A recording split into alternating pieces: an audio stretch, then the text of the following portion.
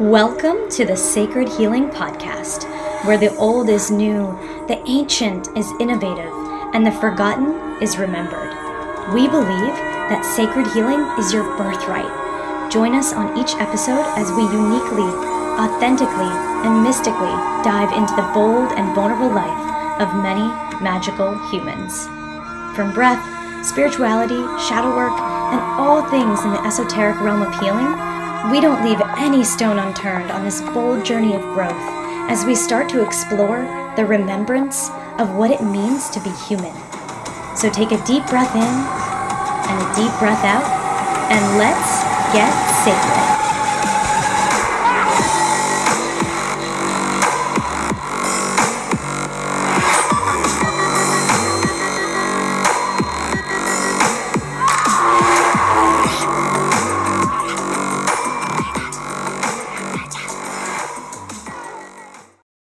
Today, I want to share with you all the delicious cacao with a K, ceremonial grade drinking chocolate. Cacao is one of my favorite brands of ceremonial grade cacao, and it's a delicious addition to my morning routine. Cacao is jam-packed with delicious nutrients that work with my body to stay energized and connected and focused. What I also love about cacao is that they are a nonprofit on a mission to protect the native heirloom strands of cacao in Peru and Guatemala by giving back to the farmers and communities that make it available for us. If you are interested in cacao with a K, go to the show notes and you will find a link for 10% off your first order, or simply by using the discount code Jessica, all caps, at checkout. That's JESSICA, all capital letters, at checkout. Hello, sacred humans. My guest today is dedicated to the transformative power of creativity. He has worked in nearly every industry as a professional artist and has been able to truly explore his deepest desires to create and manifest dreams into reality, as well as inspiring others on how to do the same. He has worked on multi-billion-dollar films as a conceptual artist and art director, such as Avengers: Infinity War, Spiderman: Homecoming, and Beauty and the Beast. And as an animator on the Simpsons television show, he was able to explore his first love for traditional animation and, of course, comedy and satire. As a product designer for the 20th Century Fox's licensing department, he was able to design toys, sculptures, and artwork for many of their popular properties, including Avatar, Family Guy, McFarlane Toys, and many others. And that's not all. As a video game concept artist, he was able to explore the vast worlds of fantasy and sci-fi, working on games for Sony and Activision. Lastly, and one of the most fulfilling areas of his professional art life is teaching art. As a professional instructor at schools in Los Angeles, such as the Los Angeles Academy of Figurative Art and Studio Arts, he has been able to help many students achieve their dreams of creating the art they've always desired to create. More currently, his ventures are leading him down the path of art show installations. I am so thrilled for you all to meet today's guest.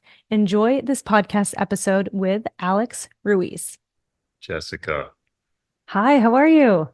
Great to see you. Good to see you as well. Oh my gosh, I'm so excited. I'm just going to take a few breaths before we get started. Yes, please. Yeah. Mm.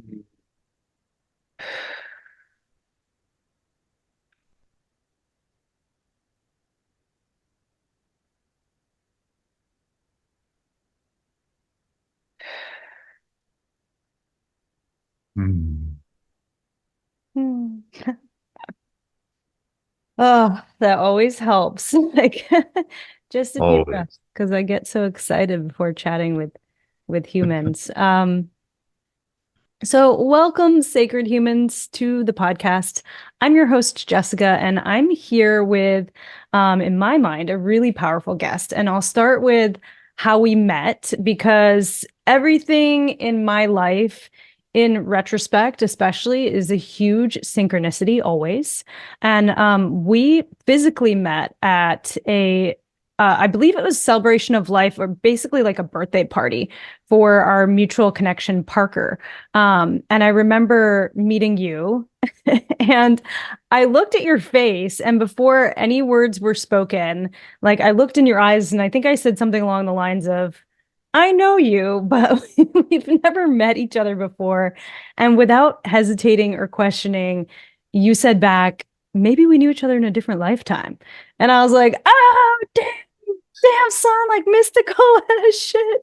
And so that was really like the only words we exchanged. And then we went right into a beautiful breathwork ceremony that I was co-facilitating with other mystical beings. And that entire day led me to meet over like 5 or more connections with people that I had never met on the physical plane, but knew that we were meant to connect. And so now cut to you and I are here having this really insightful conversation, which we'll get into. And I can't help but say thank you, Parker. Thank you, Parker. Thank you, Parker, again and again for leading me to such wonderful people, including yourself. And so since we met, that was about a year ago or so, maybe longer. And I started to follow along your journey.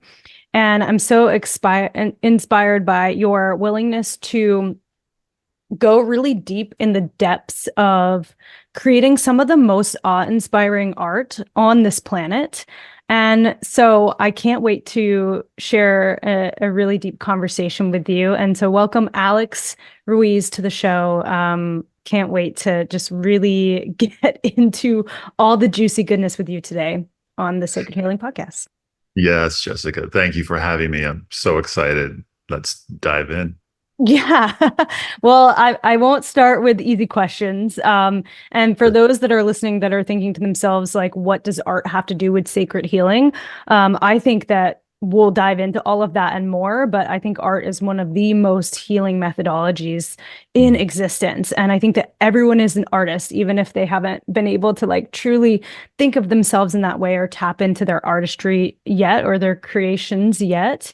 So I would argue that art is probably one of the most powerful methodologies for sacred healing and healing thyself, and also knowing thyself on a deeper level. And so I would love to dive into like all the mystical and magical with you, an expression of art and how that heals. But I want to start with the specific concept of manifesting. And so I want to dive into how you started manifesting your dream of following this dharma, this life purpose of becoming an artist and a teacher, and the process you went through to really manifest this life into existence for yourself. Wow, that's a huge question. I'm always asking myself that question every day because a lot of the times I'm kind of blown away by what's happened, what I've been able to do.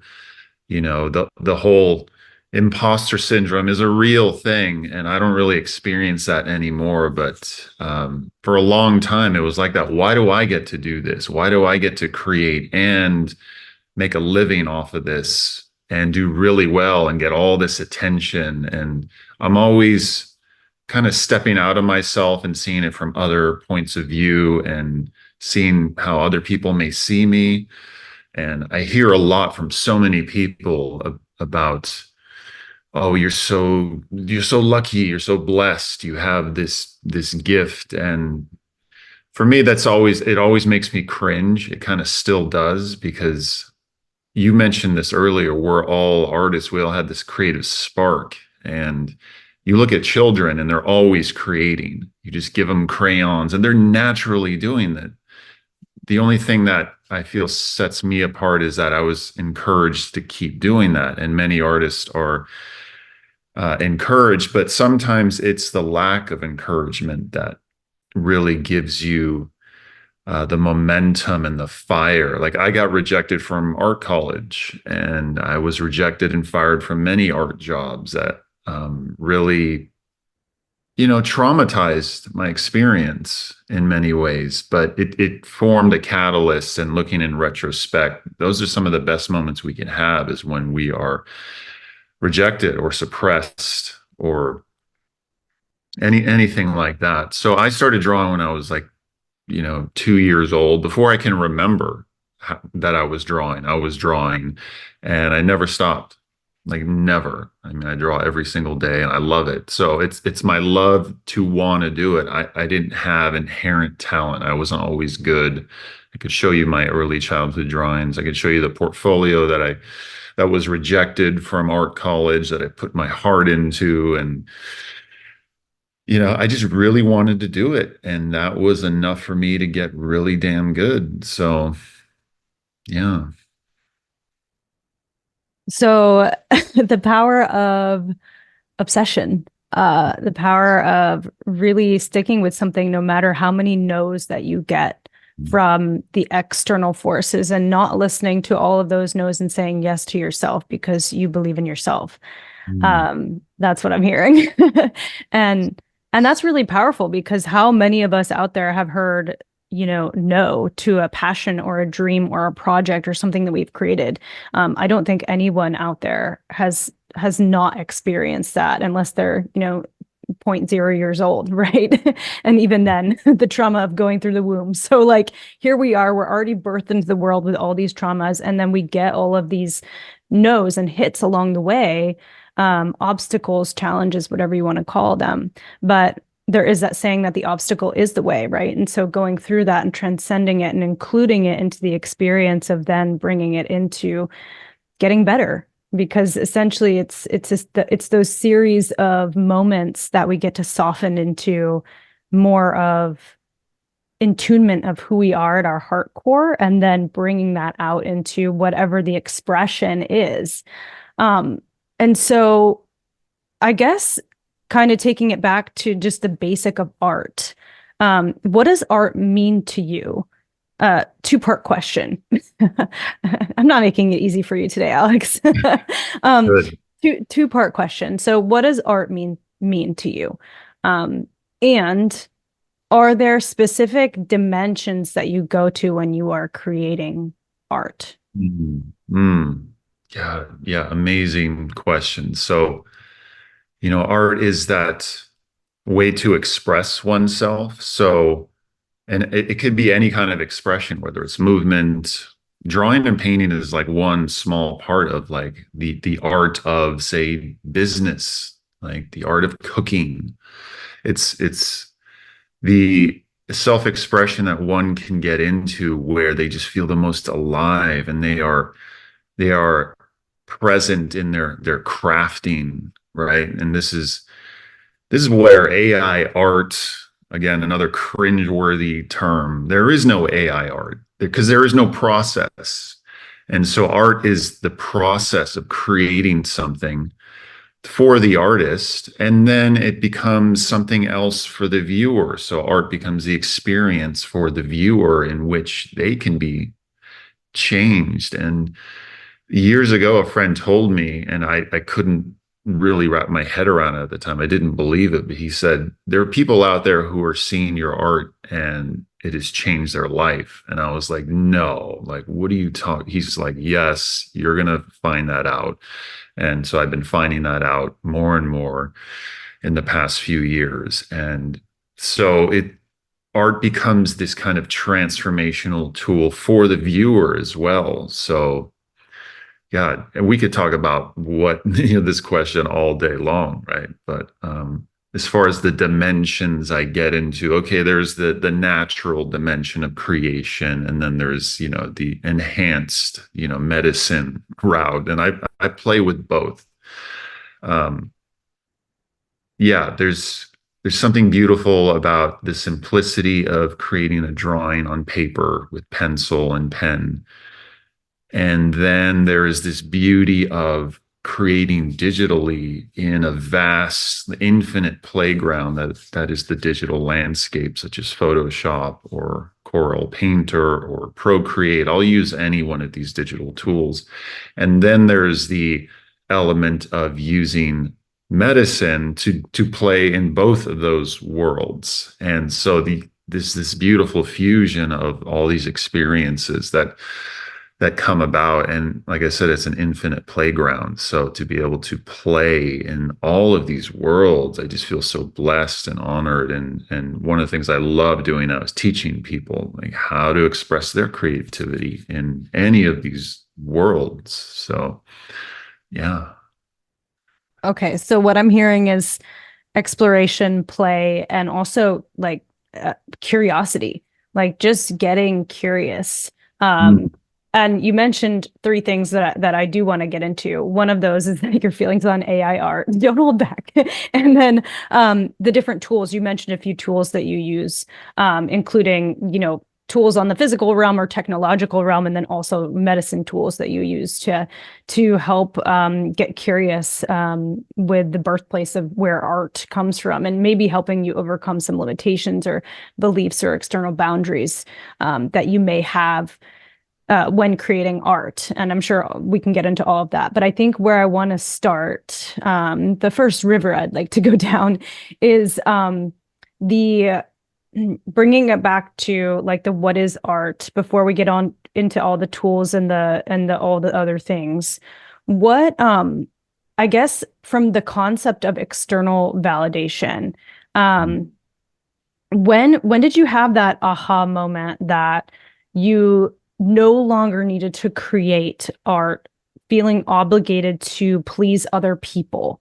Um because you mentioned at the very like beginning of when we were chatting that you no longer kind of have that feeling of, oh, I need to do something in order to please somebody else, or like this needs to be validated by somebody else, or needs to be accepted and not rejected by somebody else. So let's start with the concept of validation and when that kind of aha moment changed in your life. Mm. Yeah, another amazing question. And there was a specific time. So in 2019, I'd say the end of 2019, when I deleted a previous Instagram account and started a new one. And so that account was just Alex Ruiz art. And for like 10 years, I had that account. And I was like hiding behind the artwork, and I was the artwork. So if people didn't like the artwork, they didn't like me. And that's how, now that I'm analyzing the experience in retrospect, that was what was going on. So I just worked really hard at making the best art I could. And if people liked it, then they liked me personally. And I feel a lot of us live in that world, and it's a terrible, constricting place to live, because if people aren't liking your content, you're telling yourself, at least I was telling myself, that they don't like me as a person. And so in 2019, I was just kind of getting fed up with the concept of like, I'm representing myself through my art. And so I was like, okay, I'm going to delete this account. I'm going to start a new one, and it's going to be alexruiz.artist. So it's like, okay, I'm now stepping into the artist, and really showing my heart, right? And that is what I was very afraid of, was talking about these new spiritual things and healing and like depression and suicide and all this stuff on this new account. So it was a bit of a transition in between the two, but it was really that moment in 2019 when I was just like, I'm going to start over. And so I did. Mm-hmm. And you worked for some pretty prominent uh, shows and um, were connected to kind of like the Hollywood realm, if you will. Um, what led you from the transition of doing art for somebody else with their expectations to saying, I'm going to go do this for myself, no matter what that means for me, like mentally, physically, financially, emotionally, all the things. What was that moment? Like, when did that transition happen for you? And what was Mm. the catalyst? Like, what was the catalyst to say, oh, I need to leave this and go do my own thing? Yeah. So again, finances are always a huge thing for everyone. Like if you can't pay rent, then why are you going to go and make art, which is not going to make any money? So I was fortunate enough to have saved up enough to make that decision again in 2019. to say, okay, I'm done with Hollywood, I'm done with TV, I'm done with video, because I worked in all industries as an artist. And, having that bit of savings and, again, I'm not telling anyone to quit outright, but you need to have some kind of support. Uh, and usually financial is the thing. So I knew I had enough to say, okay, if I quit now, I'm going to take 6 months off and then find something new. And it was in that transition when I started getting more into self-development and healing and creating artwork for people that were now in this world. So, my first big piece of artwork that I created for me in 2018, and it was for Aubrey Marcus, our friend Aubrey Marcus, and that became his podcast cover. And that was a huge thing for me because I created it for me because he was such an impact in my life.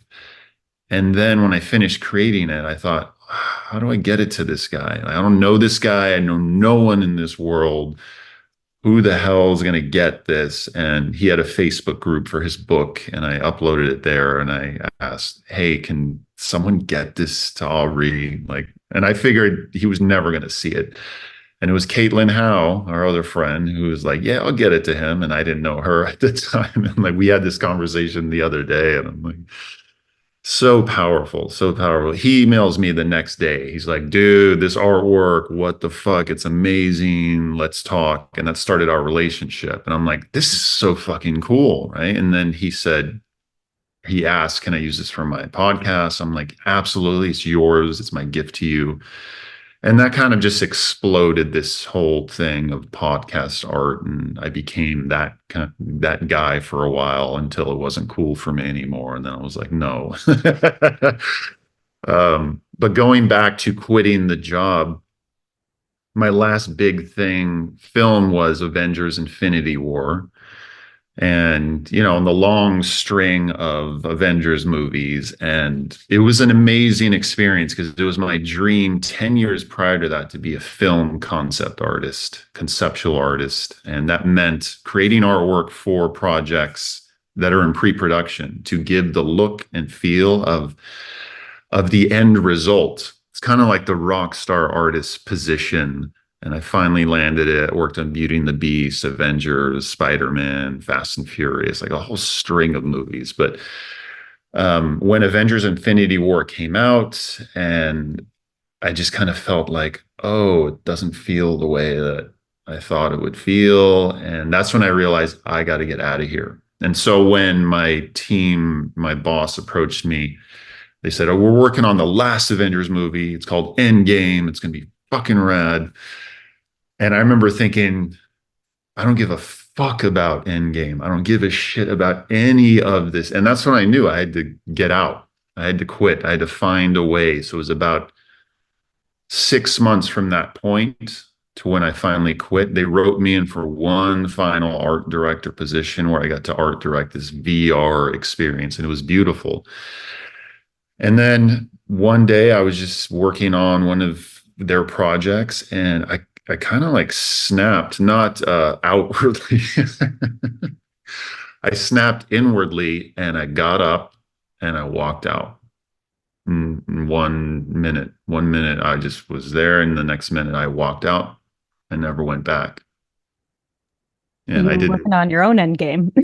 Oh my God, yeah. And it was a Wow. liberating experience to do that. And it was like if you've seen the movie Jerry Maguire, where he gets up and he screams, he's like, who's coming with me? It's like, I always say it was my Jerry Maguire moment, but I didn't scream at people or take the goldfish. And, so, so It was your mic drop moment. that's it. Uh, yeah, that's amazing. And to go back to that first piece that you created after that transition to that piece, that if people are familiar with Aubrey Marcus, they know that you created that piece of his face that he used on his podcast, and then you started to do these portraits of folks that really inspired you.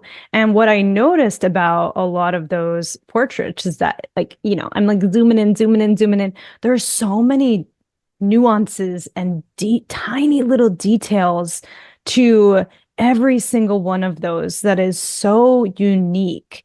And it's one of my favorite things about looking at some of your art pieces. Like every time something comes out, I'm like, ooh, like I get to zoom in and look at the tiny little Yes. things that are happening in the background.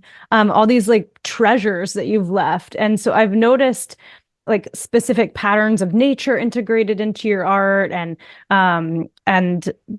infamous places throughout the world like ancient sites.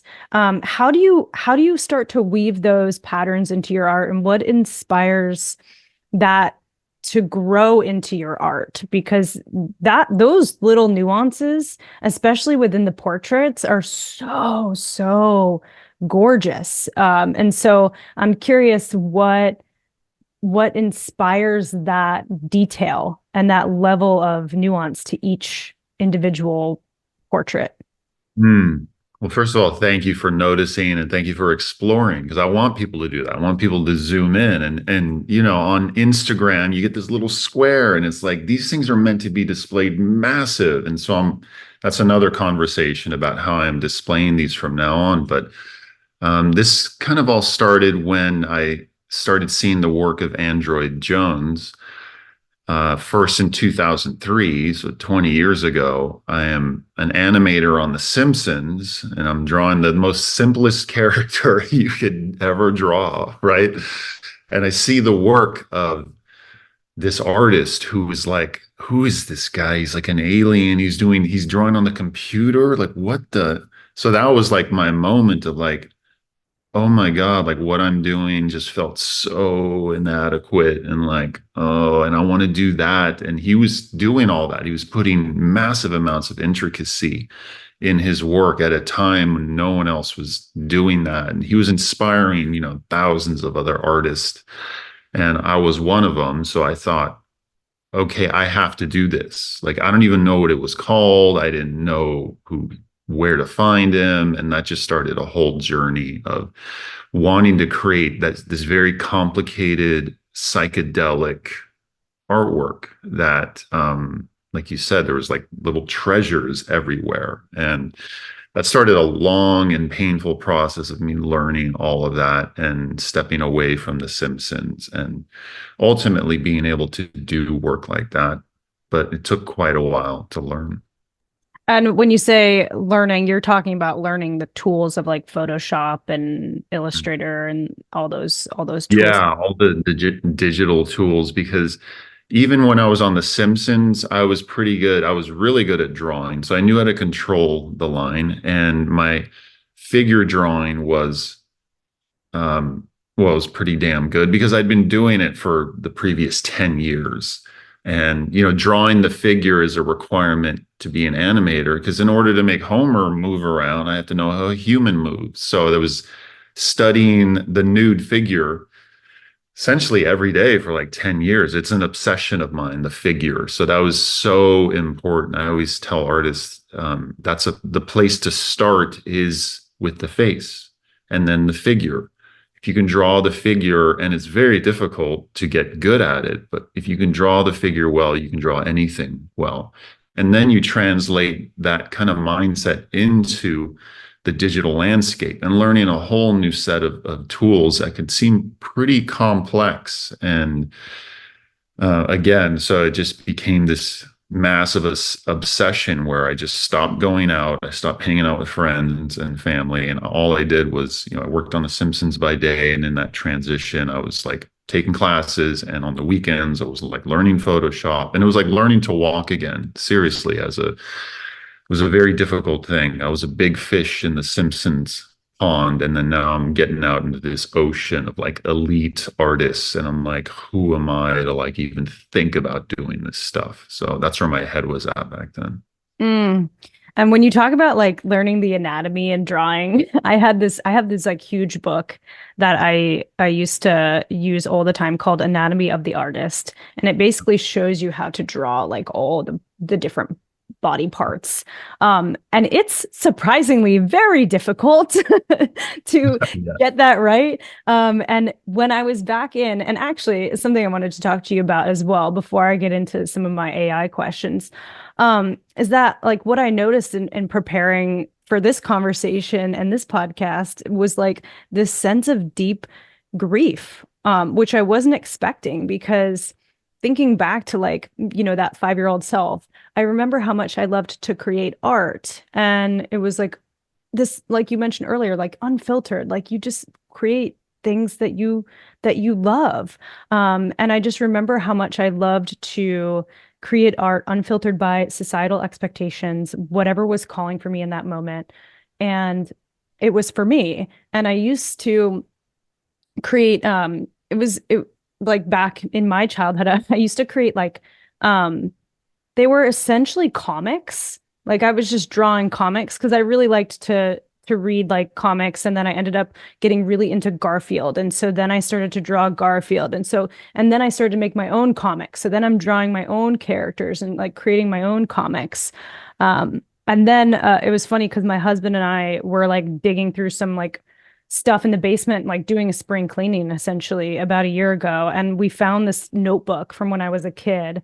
And it was the comic was called Guy, like Guy. And it's like literally this guy. And I drew the guy like hundreds of times. And it's like the guy doing this, the guy doing that. And like he's doing all these different activities.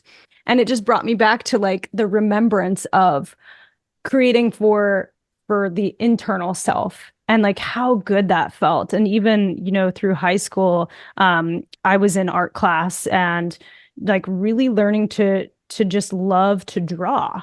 And it's one of those things that when I went to college and then post college and you get a job and do all the things and you're following this path, it started to fade away and it started to just drop off at least for me, the priority list of what I was supposed to be doing because that wasn't like I wasn't following the artist path, so that shouldn't be part of what I'm doing. And so now kind of bringing it back around to, the past, 5, 6 years, I've been really exploring like deeper healing and spirituality. And I've kind of gotten back to this moment where I'm like, oh, if I'm journaling, maybe a drawing will come out. Mm. And so in preparation for this, I was like, man, all those years I was suppressing this creation.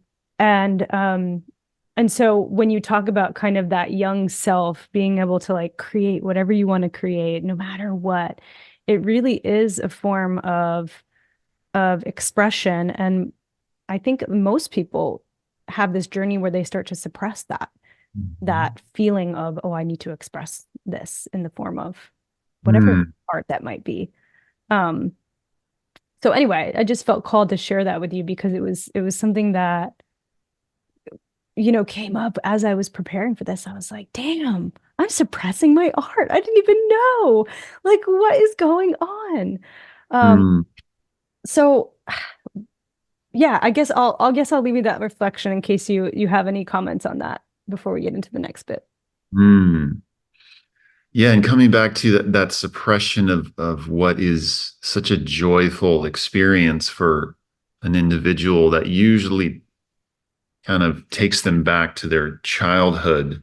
Mm, And for me, that is what I'm always trying to get back to in this experience. And a lot of what I do isn't art, to break that myth, right? I'm not just always creating art. I have to set up, I have to admin, I'm building a team. I have to do a lot of shit that I hate doing. And the inner child is just like, can we just make art? Can we just go back? And so like learning how to, talk to that child and console that child and say, yes, we're gonna get back to it. I promise, we're gonna get back to it today, right? Because like you're talking about the suppression, if we suppress these things that bring us joy, it kind of has this polar effect of coming out in the opposite negative way in our life. And then we'll take it out on people we love and we become potentially jaded or negative that we can't do the things that bring us joy. So always being mindful of that suppression and how we can cultivate it and transmute that suppression into something positive, even if it's for 5 minutes a day, just 5 minutes, right? So, yeah. Hmm. Yeah. And I love how you kind of transitioned from, you know, drawing to getting more into the technical aspects of things, and embracing the technology and the tools, because they are so powerful. And your art is absolutely gorgeous. And again, coming back to those little treasures that are in each of your pieces. Um, how, I guess let's get into the AI piece of it since we're already here on the technical portion. Um, what are your thoughts on AI art? There was a kind of a phase on Instagram where everyone was like, "Oh Hmm. yeah, let me get all my AI arts." Guilty as charged. Yeah, like I did it. And when I look at, and again, preparing for this episode, I looked at those and I was like, doesn't even come close to what Alex can do. And so I'm curious on your thoughts on current AI art, where you think AI art is going and moving to in the future. And yeah, what are the, what are the positives? What are the negatives? What is the yin yang of that whole new, technology coming into existence that we didn't know was possible? Yeah, and so again, that's the word for it. It's a technology, and again, when if you're producing something that looks like art, doesn't mean it is art. And again, like there's parts of me that are going back to when I started learning digital painting, and I would get shit from it from people that they were the Luddites, right? They were the painters, pencil, acrylic, oil, and they're like, that's not painting. Like I remember specifically getting comments like that on my posts. I was kind of offended. I'm like, I'm still using the same hand motions to paint, except I'm using this new tool.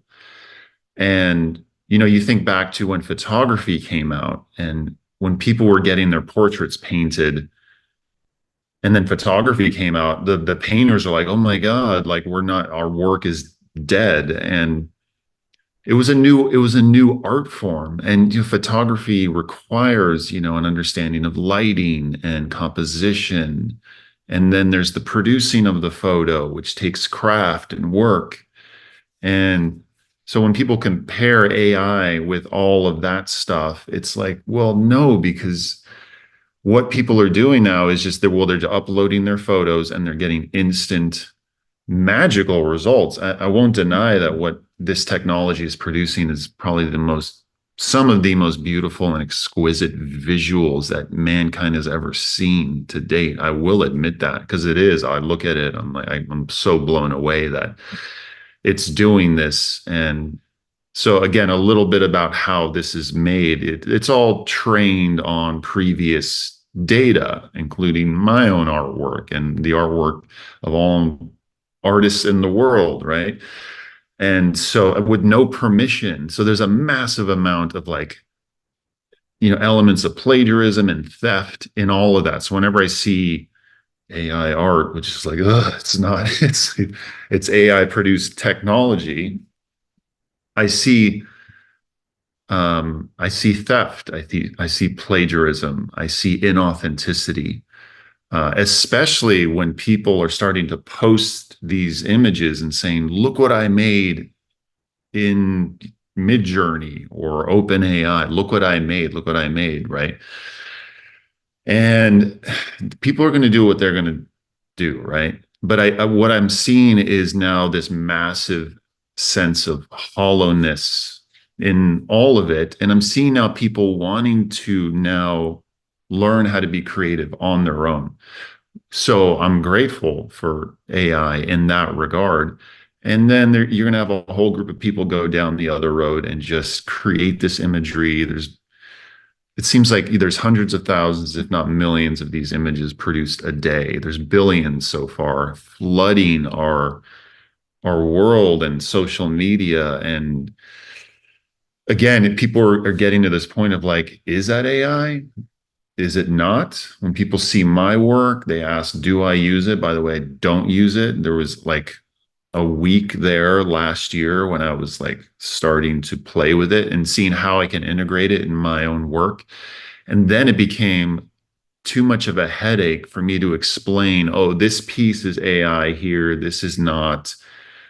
And so I just decided I'm not going to use this technology in my work because I was creating work like this before, right? And it's funny that another friend of mine a couple of years ago said, I wish there was an app that someone made that can make my photo into your style of artwork. And I was like, yeah, as long as they pay me, I'm down for that app. And then, well, here it is, right? Here is this app that can make someone's photograph look like their cosmic higher self, which is really cool, actually. And that was my work. And when this exploded last year, my portrait business died. It died like in a week because they're like, people were like, well, I'm going to play around with this for a little bit. I don't need to pay Alex, whatever he's asking for now, because now I can get it like this for free.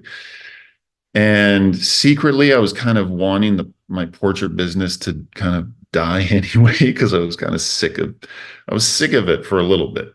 Now I'm getting back into it. People are starting to reach out again. They're like, I want to work with an artist. I want your hand on it. I don't want the hollowness of the instant gratification of this technology. So again, people are coming back to wanting to work with real artists and learn art themselves. So that is the upside of like what is happening now in the art world with AI. Yeah, and also like yes, and when I played around with the AI thing, it was like upload, 10 photos of yourself and then we'll like spit out 40 images of you. And, maybe like 10 of the images or 15 of the images were okay, but like some of them I had like an eyeball on my chin, like they were messed up. Like it was not like you were not getting like the product that you probably wanted if you weren't paying any money. And I was one of like the wave of people that like got in before those things started charging a ton of money for people, but people pay a lot of money for to upload images and to have something spit out. Now the new thing is like the LinkedIn profile picture. They want to be like a professional or whatever. There's a lot of different things that you can like throw in there that just spits out random images. And they are getting better than the eyeball, on the chin scenario. But at the end of the day, going back to what we talked about before, your images that are not AI for everyone watching and listening, they are not AI. They are for real. They have the nuance and the treasures that we were talking about that AI could really never get to on a specific level for that individual person for what you're doing for a client one to one that says, hey, this is what I love and I would love to see this in a portrait. Mhm.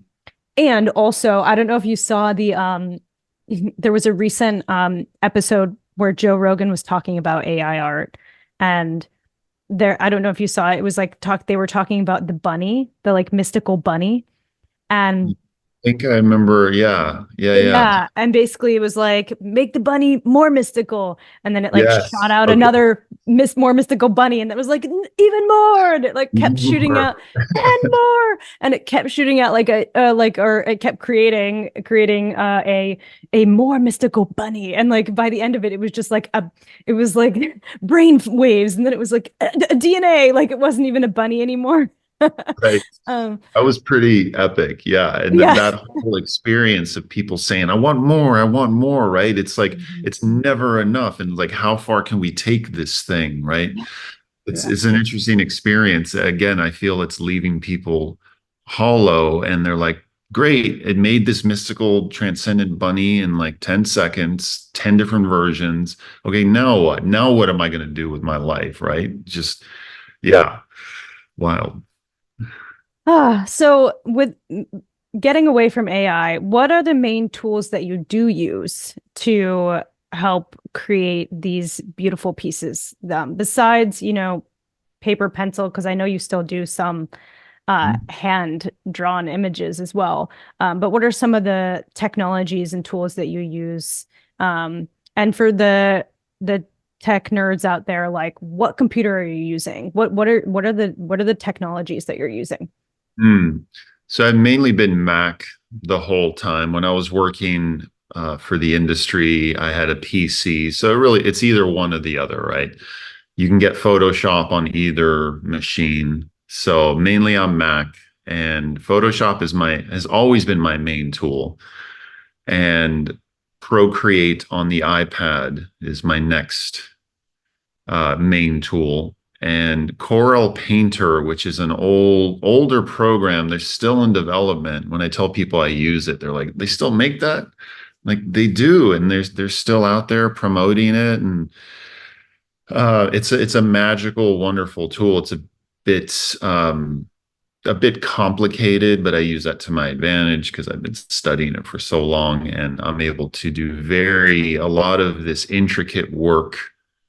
When I use the combination of those three programs, like it's an infinite playground, right? And I'm always very open about these are the three programs I use. And I use a tablet, a Wacom tablet. I just hook it in. I draw on my iPad right on the screen. And that's really it. I mean, I'll use other apps. There's like millions of apps out there that create patterns and fractals and just weird geometry. I'll use those apps, cut them out, turn them into brushes in Photoshop, turn them into what's called an image hose in Corel Painter, kind of intricate processes, but then that's how I'm able to then create this massive amount of intricacy pretty quickly at this point. And you mentioned geometry, and I think sacred geometry is just another healing methodology that people don't even know heals them, heals them when they look at it. How does sacred geometry play into your artwork? Mm. Yeah, as you've noticed, there's a lot in there, and the one thing is like pulling sacred geometry off the internet, say the flower of life, and then putting it into the work. I don't like doing that now because it's just too easy, right? So I'll create my own mandalas, which have a sacred geometry effect in Procreate. You can literally turn on a feature where you can draw mandalas very quickly. And drawing mandalas is a very healing process to just kind of do. It's very meditative. It allows you to focus and to be able to draw in what's called radial format, where you start drawing in one corner, it'll appear in all of the other segments. And so I'll create my own mandalas and then bring them into my work and turn them into brushes. And very rarely, if someone says, I want the flower of life on my forehead, I'm like, well, that's easy because I have like 10,000 flower of lives on my computer. That's the other thing as I've been collecting imagery and reference for 20 years now. My reference library is just out of control. So I have like 10 folders full of sacred geometry that other people like. So I'll just kind of pull from those and throw them right in there. So I like to make my own, but I'll use if someone requests. Hello, sacred humans. Quickly, I want to share with you something I've added into my daily rituals that has me buzzing, and that is Rise Mushroom Coffee. Rise entered my life through my Instagram algorithm that obviously knows what products I like, and I gave it a try, and just wow, it has amazingly delicious flavor. Not only this, they also have a mushroom matcha powder. Phew, mind blown. And they're filled with superfoods and super mushrooms.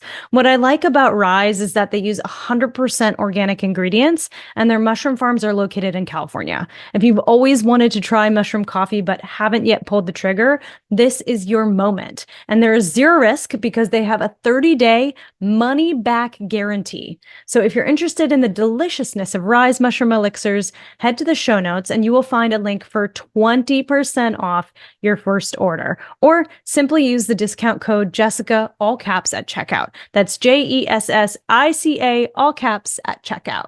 And now, let's get back to our amazing episode of the Sacred Healing Podcast.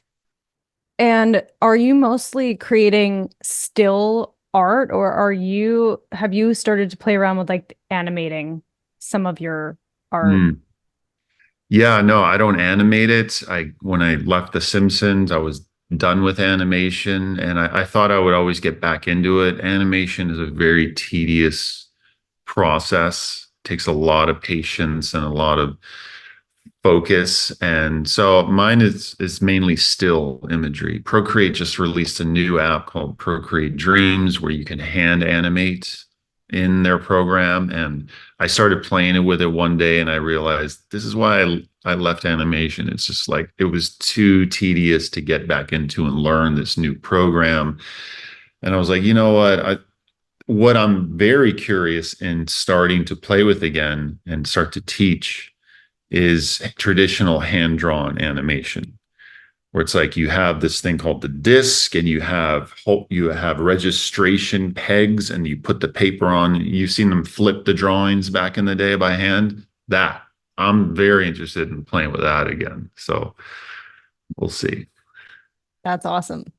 And so kind of going to that, how do you start to create? Like if you're looking at a blank canvas, blank piece of paper, blank screen, how do you start to refine what I'll call like the chaos that might be in your mind, like that you want to get out or express? How do you start to refine that into figure and form?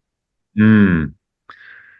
Yeah, so a lot of times it does start. So you have a blank canvas and you just literally throw a bunch of shit at it, like whether it's digital or traditional. Making a mess initially is essentially what I do 99% of every piece, even a portrait. I'll just throw down brushes, kind of almost at random, picking different brushes and having these abstract explosions happen, and then start to then bring in either a face or an environment. At the end of the day, I'm always telling artists who are beginning, they're like, I don't know what to draw. And I'm like, we're really only creating three things at the end of the day, three separate categories. And that's characters, environments, and abstract. So it's either going to be a character, a face, a figure, a hand, a dog, a robot, right? Or an environment, house, tree, forest, cabin, whatever, mailbox, right? And then abstract is symbols, it's pure abstract, sacred geometry, logos, things like that, graphic design. And then it's really just a combination of those three that we get to play with as artists. So for me, it's a very simple thing. And usually, as you've seen, it all goes back to the face. And that's something I learned from Android Jones 20 years ago. He said, if you're ever stumped or you're not sure what to draw, just remember FFF, female facing forward. And that's why a lot of my pieces are females facing forward because of that. Mm. Are there any rituals or things that you do to help you get into presence with yourself before art can come through? Hmm. To be totally honest, mostly no, but there are some times when I'm just a bit too, like, if I'm working on a commission piece, I'm like, I don't want to do this. I don't want to do this, right? Simple breath work is going to help. Um, Microdosing is something that I'm very familiar with, and that helps. These medicines, whatever one gets into, they have this effect of taking the default mode network off, which is the critic, right? The naysayer, the shit talker, right? When you get rid of that character, you're just an open channel, right? And you can just create freely and really enjoy it. So combinations of breath work, microdosing, and really, yeah, it's really that kind of simple. I am familiar with that, with that chaos. Um, and I guess getting into the plant medicine, since you brought up microdosing, how has plant medicine or some of your psychedelic experiences impacted your art expression?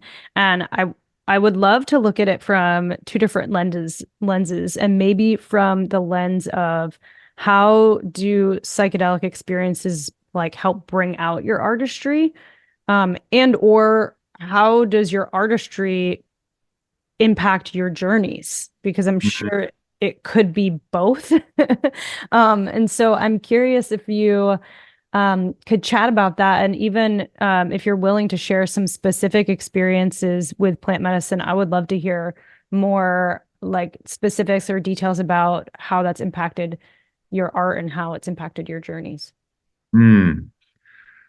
Yeah, so huge impact. Going back to when I was a teenager, we didn't have many, there weren't many mushrooms around, but there was LSD. And so using LSD as a way to get into creativity, my first experience with it was like, oh my God. And this is going to be a tool, there's going to be an ally in my art.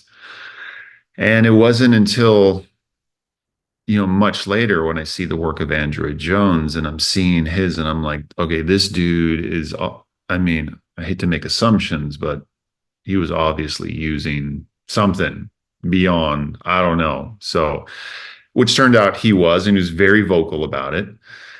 And, um, yeah, so now, it's funny when people see my work now, and I sometimes I'll get the question, they're like, "Do you use psychedelics?" And part of me, I'll half joke, but I'm totally serious. I'm like, what do you think? I mean, come on, like, I don't know many artists that are creating their work on my this kind of psychedelic level who are not. But again, we don't need to make assumptions. So yeah, LSD, psilocybin, ketamine, cannabis, and then, well, you have something like Bufo, which is like I'm still processing my Bufo experience from like 3 years ago. And that I look at my life like before Bufo and after Bufo, like that one experience uh, changed forever. The way I create art, the vibe of it, how it feels, how it looks. And so to speak on what you asked about, does my art show up? My art does show up back in these experiences. So, for instance, in Bufo, when I first dropped into that first experience, what I saw was almost like an animated overlay of like one of my images that I was working on the previous day. It was such a beautiful and also terrifying experience, but it was like it was bringing in my artwork into the experience. And that happened again in subsequent peyote ceremonies where I would, kind of think of an image, right, that I'm working on. And I like to call it, my art battles with God, right? I would think of an image and then, the God or the goddess would be like, oh, that's cute, step aside. And they would take my imagery and like make it just fucking 1,000 times better. And I was like, oh my God. So then when I would come out of the experience, I would recreate that image that the medicine got to play with in the world, and it's such a beautiful experience. So yeah, it does happen where now it now comes in and is then played with, in a beautiful way, and then I take that and play with it again, and then kind of goes back and forth. Yeah. So there's a lot there. Um, so going to that Bufo experience, like life before Bufo, life after Bufo, um, what else was downloaded during that experience that created the life before and the life after? And I know you Hmm. mentioned you're still downloading that 3 years later. So what does that felt like? Yeah, so going into it, the reason I did Bufo, say before, and I've yet to experience ayahuasca because I wanted to experience ayahuasca. And I asked our dear friend Celeste, I'm like, okay, I want to do ayahuasca. I've done all these things. And what would be the next best thing? And she's like, I think Bufo for you. And she's like, it's gonna open you up. It's a heart opener. And I remember thinking, oh, like peyote, that's a heart opener. It's gonna be like nice and sweet. And it wasn't. I mean, it was so on one end, it was the most beautiful and profound experience of my life. And the other end was the most terrifying and hellish experience of my life. So this is like this complete polar opposite pendulum swing of an experience that started with the terror and the horror and then ended up being this most beautiful experience ever, ever, ever. And so just having that experience and then touching eternity, as I like to think it was called, to understand that we are also what we call God or eternity or forever or whatever, and also be able to retain our individuality in that experience was the most profound part of it. Because then I realized, well, there is, what we call death is kind of this transitory experience and there is eternity to work with. And it kind of just took a lot of the edge off of like, I need to create all this shit in this one lifetime. No, because for me, it's like, no, I get to come back and create, beyond and beyond and beyond. And we all do. And so that's what was so powerful about that experience. And yeah, it's bringing up stuff now as we talk about it. Yeah. Well, thank you for sharing. I appreciate you going going into the depths there. Um, and also you talk about coming back to understanding the wholeness, but then understanding also the uniqueness in that. And so, sometimes people play around in the spiritual community with the world, like, oh, unity consciousness, and it's like, well, there's also the uniqueness and the unus and the thyselfness of that whole entire playground. And I think sometimes we get away from that.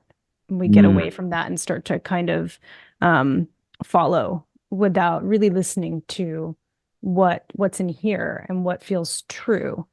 And so when I'm interpreting what you're saying about that experience, it's like there's this big polarity, but there's also this like connection back to like, oh, I don't need to do this all right now and all at once. And I can just have whatever's coming through uniquely through me come out in this life, and then I get to come back and create more later. Um, and that mm, there's a sense of peace in that. There's a sense of, you mentioned terror and also like also the opposite. So there's a sense of tranquility in that yes, experience. yes, yes, yes. Mm, Yeah. And mm, so what you're telling me is that you have not experienced an ayahuasca journey yet. haven't. Okay.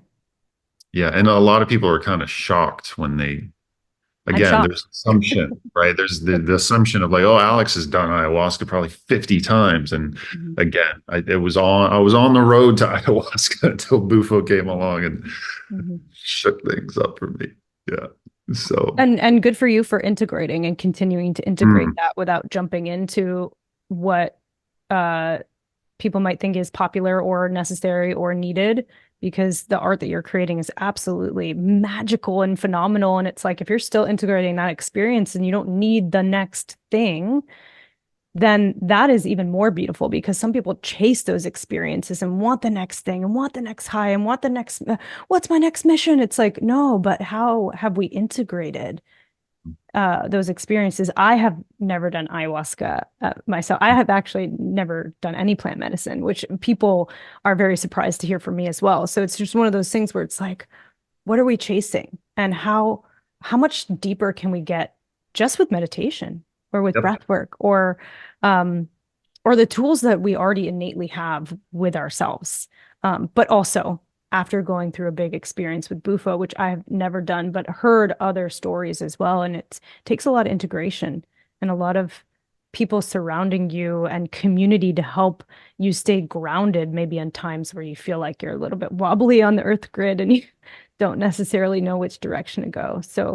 Um, so with that, um, let's take it to some people that are listening to this that want to start creating art that maybe lost it along the way because we were, like we mentioned at the very beginning, we're all artists. We started as artists.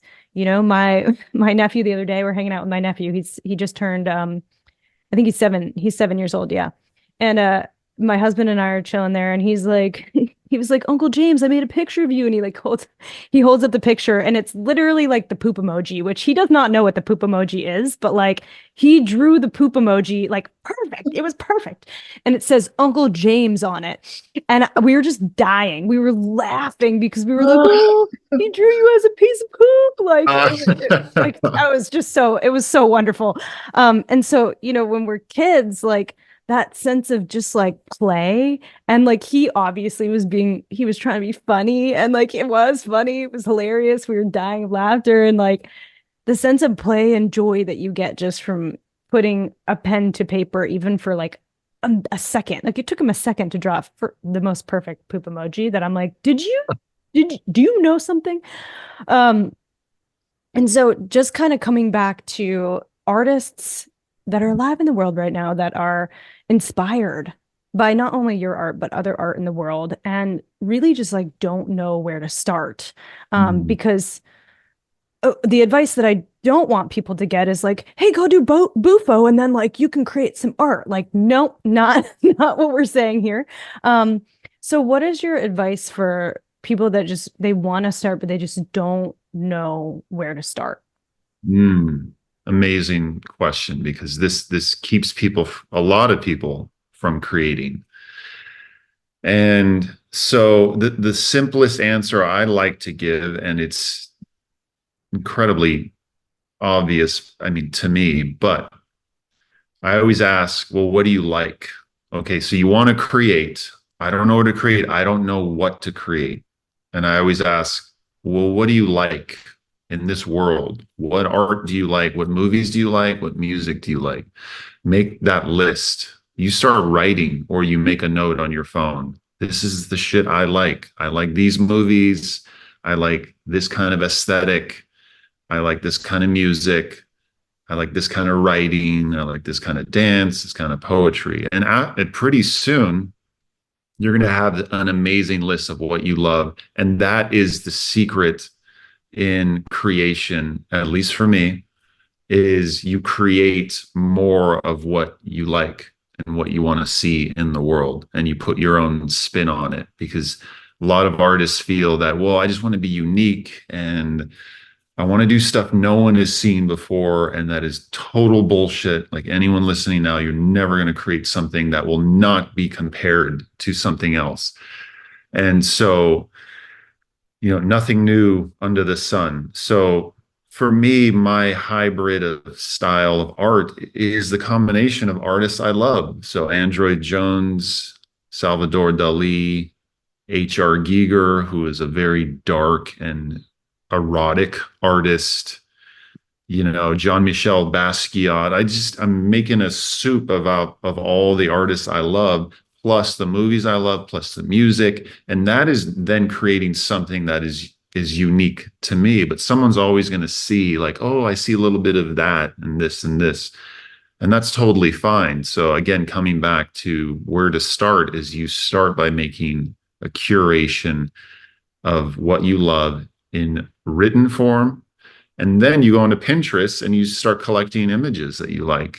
And then that's what you're going to start to then recreate. So if an artist says, I love tigers, well, guess what? You're going to collect a lot of pictures of tigers. And then you're going to pull one day and then start drawing it badly. That's fine. But then you practice, you do it again, you draw more tigers and you get better and better and better. And that's the process in its most simple form. Hmm. Yeah, I love how you mentioned you're going to start drawing tigers badly because it's like the first Yes. drawing, you can't stop there. There's got to be like iterations and iterations and iterations. Um, and also there is uniqueness in art, but then there's also like we're all copying everyone, right? And it's like the earth has been around for millions and millions of years, trillions of years maybe. And it's like, we're all inspired by nature. We're all inspired by those three things that you just mentioned, the abstract. What did you say? The abstract, the Characters in the environments. characters, and the environment. So Yeah. Yeah. So it's one of those things where it's like, yes, there can be a uniqueness to it, but we're all taking information and downloading and collecting information from everywhere around us. And mm, so if I'm starting out, I'm an artist, I'm writing down all the things that I want to create, and I end up saying like, okay, I want to create uh, a image of a lion. And so you're suggesting, okay, get a bunch of images of lions, like make a Pinterest bored. Go and look for pictures of lions on the internet, like go and collect all of that and then start to try and really refine what you want your lion to look like. exactly. And you can look up, and there's millions of tutorials all within Pinterest too. You can say lion drawing tutorial, and it'll give you like just an army of like images of like, this is how I start my line. This is how and then you're going to pull from these different ways of how to draw the line. And that can be your teacher in and of itself. If you're serious, then you hire a teacher like myself or many other teachers out there to show you how to draw the line. But it could all start on the internet and with the desire to, in this case, draw a lion. Mhm. In this same vein, what is your advice for parents that Mm. are listening for encouraging their kids to follow their intuition with art without suppressing like some of those kids like myself out there that I mean my parents didn't suppress my art, I suppressed my own art, but for for parents out there that don't want to suppress their kids' artistry, um what is your advice for parents, if you have any? And I'm curious like what you think about myths that rob kids of Mm. creativity. Yeah. Yeah. So again, the when I look back at my own childhood, it was simple. There was paper and there was crayons there. My mom was like, "Here, you seem to like this stuff. Here's more of it." There was no art classes. It was just simple things. And that's the simplest thing a parent can do is just give them the supplies. It could be a box of color pencils and a blank sketchbook. Incredibly simple. And then on the not necessarily the opposite end. Coloring books are great. They're great for kids because sometimes you don't want to draw, but you want to like pick up a tool and you want to move it around. And so that can be incredibly healing, uh, especially for the parent, 'cause it's going to keep their kid busy coloring in the lines, right? So a coloring book with a box of crayons and a sketchbook and a box of pencils and just give them to the kid and say, play, just play and start there. Yeah, it's funny. My nephew, who the one who drew the poop emoji, he hates coloring books. He's like, no, I want blank Yeah. paper. So it's funny because I'm like, oh, what do I get him for Christmas? My sister's like, get him another book. He needs another blank book with a bunch of papers in it because he loves to draw so much. Um, but yeah, I definitely used coloring books when I was younger. What is your thought on uh pressuring kids to color in the lines? Mm-mm. That's the last thing a kid wants to do. That is the last thing. And again, if they want to do it on in their own experience, great. Because some kids are incredibly precision based and mathematical. But to tell a kid to draw in between the line and in the lines is like that'll kill, right? That's not a myth. And so going back to the myths, right? Where what's going to stop a child from creating is telling a child what to create first and foremost. The next thing is the parent or the supervisor or some other kid saying you suck, like it's horrible. That'll destroy the creativity. And I've seen that in so many people's lives. And it's so sad to hear those stories of like, especially a parent that says, you're not really any good. So why, right? But other kids in school, right, are going to say, oh, I could draw better than that. This drawing sucks, blah, blah, blah. And then again, the next thing is the parent saying, well, past a certain age, this is kid stuff. You're going to be a doctor. You're not going to make a money as a broke ass artist. Like, forget it. Like, you're not going to be an artist. You just won't because you're not going to make any money. And I'm looking out for you. And it's usually those three things that, or a combination of the three, that kills creativity at a young age. And it can easily be brought back in a safe environment with a good teacher or some good encouragement. And so that's what I look forward to doing more of in the future. I'm starting to do that more now, but I love seeing people create. And one of my most favorite things to do is sit around in a group of other people and watch them draw.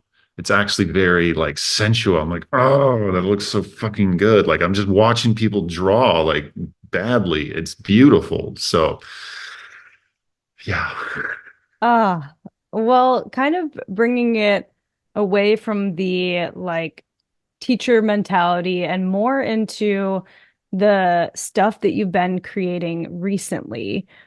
You've been doing a lot of, and I'll interpret this the way that I'm seeing it, but I don't necessarily know exactly what it is for you. But what I've been seeing a lot of on your social media is playing around with body art and then the use of light and music um somebody like videographing and photographing the whole thing, if those are words, who knows. And You have a videographer and a photographer capturing, and it's almost like a healing experience from what I can see for the person that is like being the art. And what I saw, especially in the most recent project that you did, specifically with Caitlin Howe, our mutual friend. She had these like Aries like horns on her, like she was a mythical ram of some sort, or a creature, mystical creature from a storybook, and she was weeping, like in terms of like the deep healing that that did for her. I would love to chat with her about it. I don't know because this is all so new, um, in what I'm seeing be created. So I'm curious, like that's what I'm seeing. I'm seeing like a new sacred healing methodology come into like being birthed essentially. And since then, you've had some other folks do similar shoots, I guess. I don't even know what you would call them. And so I'll let you kind of describe it in your own words because I'm most definitely butchering what your creation is. But I would love for you to chat about what is this new healing art and how did this concept come alive? And maybe explaining for people that are purely listening what it is and what it looks like. Hmm. Yeah, and as you're bringing it up, like it is still a new thing for everyone involved, and like we're figuring out what to call it, and it is an offering now, which is beautiful. And oh my God, yeah, it is. Again, even like I am blown away by like what is happening in my studio with my team. And so again, we'll just bring it back to what it simply is. It is someone coming in, they are being body painted. So I'm painting on their body using a safe, non-toxic paint. And then Corey, my partner, he's projecting and he's mapping out the body with the projector. So then he's shooting light, which is then mapping around the body paint and following the body paint, right? That technically is the simplest way to describe it. But as you said, these are becoming incredibly healing for the person being painted and projected on. Once again, they need to know that they're coming into a safe environment. So we curate the environment with music and smell and prayer, and it's very intentional, right? So with Caitlin's experience, we just had this beautiful setup, and we had roses around, and she wanted to use the experience to, end a particular chapter in her life and start a new one. And she's like, I brought horns because I know you love horns, and I'm a fanatic about horns, which is why she brought them.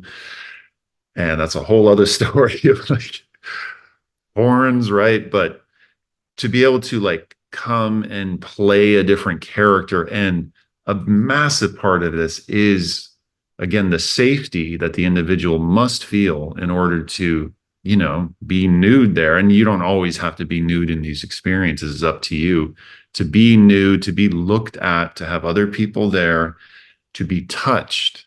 I'm not only painting, but sometimes I need to hold an arm or a thigh to really feel. So that it becomes a sculpture in a way. For me, it's cross between painting and sculpting, and it's allowing the person to be touched in a different way. They're being touched by the paintbrush, and it's very sensual and it's very erotic.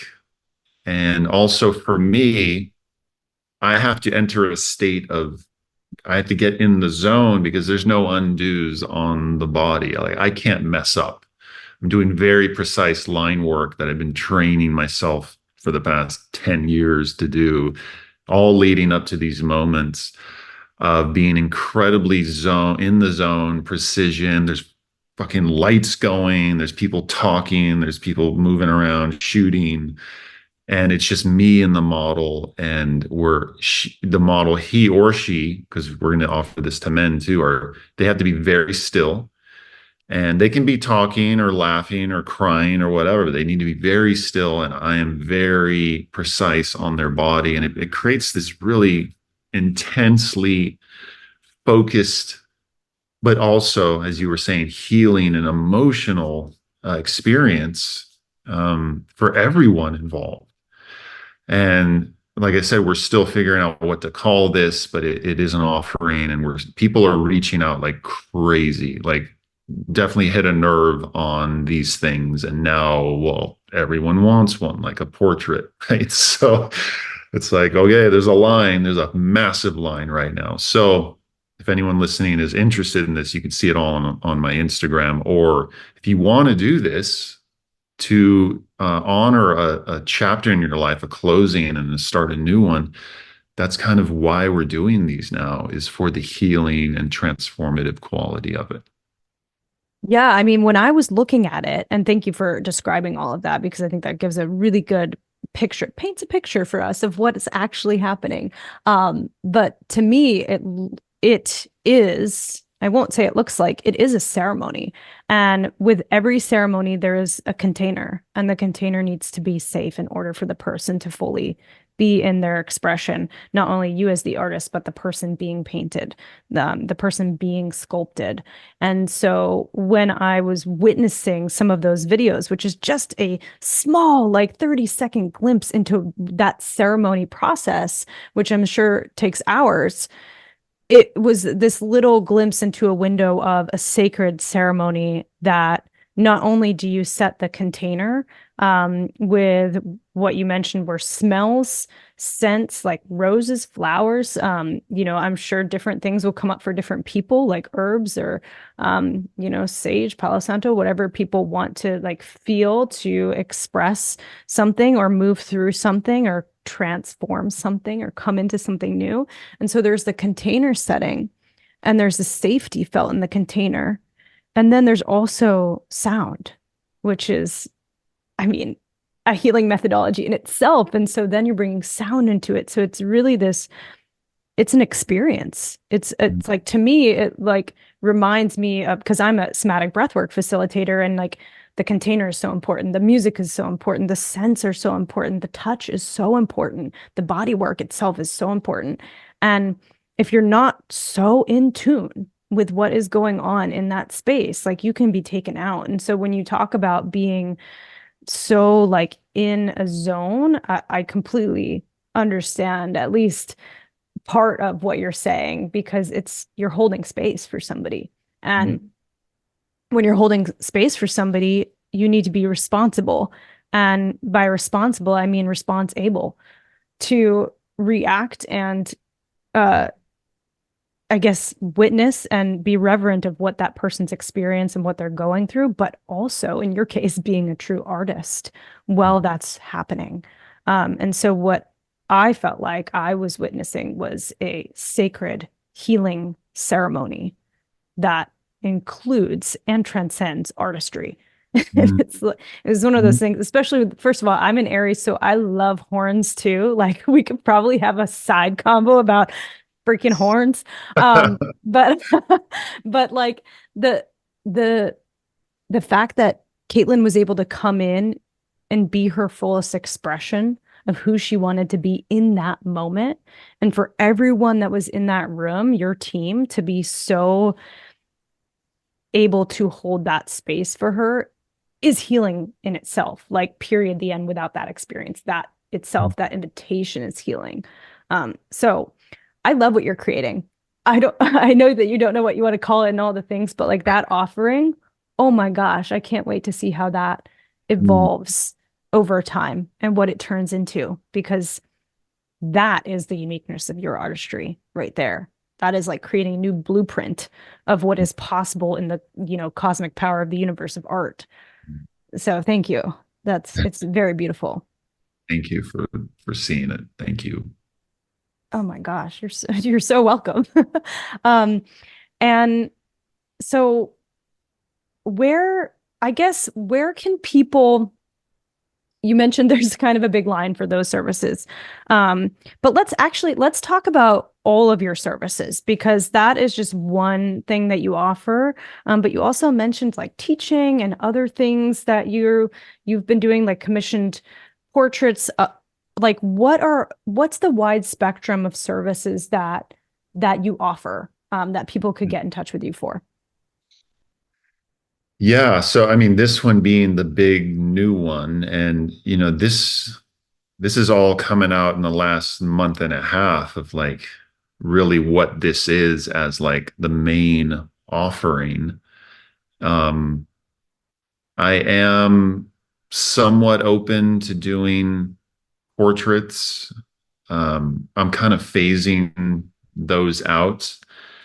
Ultimately, at the end of the day, and it's what really every artist wants to do, is just their own work. I want to create my own work and sell that work. So that's kind of the other offering that my team and I are starting to curate is me kind of stepping into like the artist I've always wanted to be. So it's gallery shows and selling my own personal work.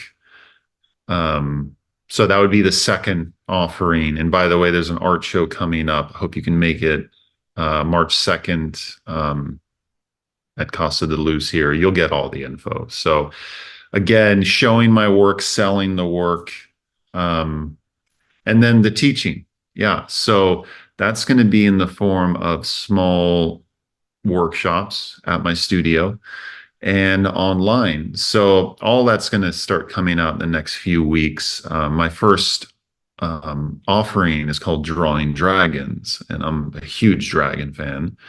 And so I figure, well, I would commemorate it somewhat loosely with the start of the Chinese New Year, which starts February 9th or 10th, right?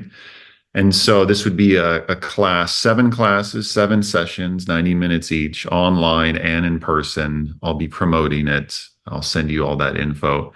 And so that'll be the first thing, is drawing dragons. I take people how to start your dragon, how to train your dragon, how how to associate your own being into your dragon, right? And so I'm excited for that class. So that's coming out next. So it's again those three things: the body paint experience, the me selling my art, and then this online workshops. First one, drawing dragons. I love that you're doing something around the Chinese New Year because the year of the dragon is I mean, shit's about Yes. to go down. Like people are having awakening. Shit's happening. 2024, let's Yes. hear it. Like, I mean, the energetic new year hasn't started yet, but I feel like people are just awakening to this dragon energy inside Mhm. of them. And not just like, oh, that's a dragon and it's mystical. It's like, no, no, no, the fire energy, the element of like the dragon power. Mm. So I love that you're doing that. I think it's just going to support and also help more people come into awareness with their higher intuitions. So that's really cool. And just for the people that are listening, you are based in Austin, Texas. Yes. And can you tell me more about the show that's coming up in March? And when you do a show, what type of art are you taking to that show? Because Mm. most people like me who are not in Austin and like just see the tiny little square on Instagram, right? And following you, like what are the possibilities of your art and how like big does your art get for these shows? Mm. So this show in particular, and it's going to be a 3-day show, March 1st, 2nd, and 3rd, and it is called Delicate Delirium. And it is based on 26 original pieces of art that I created in 2021. And it's 26 because each drawing is associated with a letter of the alphabet. D being Delicate Delirium, which is a name that came to me during a peyote ceremony, also in 21. So this series is directly inspired and kind of crafted from um, many medicines, but specifically peyote, and so much of it is still revealing itself to me. So um, if you imagine again female faces, very abstract ink drawings on vintage paper with black, silver, and white ink. And this show is going to have a mystical, fairy, masquerade, atmospheric quality to it. So people wearing masquerade masks and enchanting music and fairy lights and a custom drink that we're still figuring out what it is. And again, a very playful environment. And the original pieces are not going to be shown because, well, they're 8.5 by 11, and they're going to be for more of a curated experience. But I'm going to print these out on massive tapestries inside of a large auditorium, which is at Casa de Luz, right underneath my studio. And then we're going to project onto the tapestries, making it kind of like what we're doing with the body painting light projection, making the paintings or tapestries come alive with light and animation. And you throw that all with this kind of atmospheric fairy masquerade quality. And that's going to be the show. Woo, okay. Stop playing so small, Alex. I God, know, right? like I know. please. I gotta stop. I gotta stop. Yeah, God, it's ridiculous. Well, I just so appreciate you coming on the show and sharing this ancient sacred practice. And for those that are getting super intimidated by all this art, it just takes a pen or a pencil and a piece of paper. So don't forget that you can create your list and you can make your what are my favorite movies, shows, all music, all that stuff, and start to create art at any moment in time. And so thank you for coming on the show. I am super excited for your upcoming show, and I'm really excited for the Year of the Dragon project that you have coming up. because the dragon's related to success and intelligence and honor. And so that's really something that I feel like will come forward in this year. So thank you. Where can people find you? Can you Mm. shout out your Instagram handle and maybe spell it for people? Do you have a website where people can find you, and where do you post about your upcoming events and shows? Yeah, so Instagram will be the main thing. So it's Alex Ruiz, AlexRuiz dot artist, Ruiz dot artist. My website is linked there. All future offerings and showings and everything will be kind of funneled right through Instagram. So if people find me there, they'll be able to have access to all the information. Amazing. Hmm. Any last words of wisdom for all the artists out there before we sign off for the day? Again, just, tap into what lights you up, not what lights other people up or the things you think you should do. Like, okay, get rid of that word should and only use it in very sparing situations. Words are spells, right? The words we use, right? If you say, well, I can't draw, well, then guess what, right? You're not gonna do it. But again, like we all start as, slimy little creatures coming out of a black void. We can't like do anything out of that. And we learn how to get better at things. And same with me. I just learned and learned and learned. Why? Because well, I really wanted to. So the desire must be there first and foremost. And then saying, yes, I can. I can. Maybe not now, but I eventually can. And I want to. Like, I want to draw. I want to paint. Right. And so cultivating the desire with the proper words, I can do this. I will eventually be able to do this. And you will. And you will. Mm, thank you. That's the message I didn't know we needed. Uh, Mm. yeah, big challenge to everyone out there to draw a slimy little creature coming out of a black void.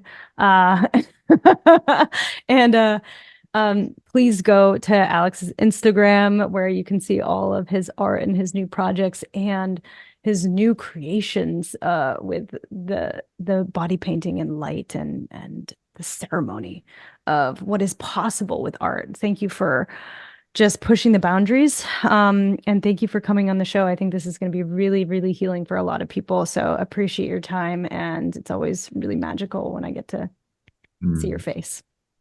You too, Jessica. Thank you so much. This was amazing. And I look forward to the next one already. So let's go. Let's go. For those of you who don't already know, my husband and I own a coffee company called Gay Head Coffee. And of course, we drink our own coffee every day, and it's some of the most flavorful and inviting coffee, especially with the nostalgia of coming from a can rather than paper or plastic packaging. But I'm biased, so check it out for yourself. If you're interested, head over to the show notes where you will find a link to order your coffee today from gayheadcoffee.com. That's GAYHEADCOFFEE.com. Thank you all for your support. It means the world to us as a small business. I